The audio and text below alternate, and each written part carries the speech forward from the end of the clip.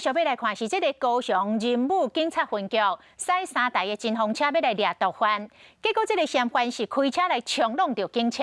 警察连开15枪加警告。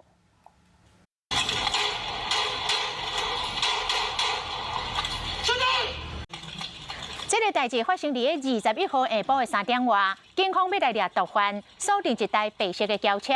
警方表明着身份，这个嫌犯随着开车来冲撞，警方是连开15枪，车顶3个嫌犯弃车逃走，有2个互因走去。警方掠到一个嫌犯，嘛伫个车顶抄着毒品安非他命甲 K 他命。 我是陈雅玲，想要跟我一起从零掌握天下事吗？赶紧按下华视新闻 YouTube 频道的订阅按钮，开启小铃铛，跟我一起探讨公共议题，给您最专业的华视新闻。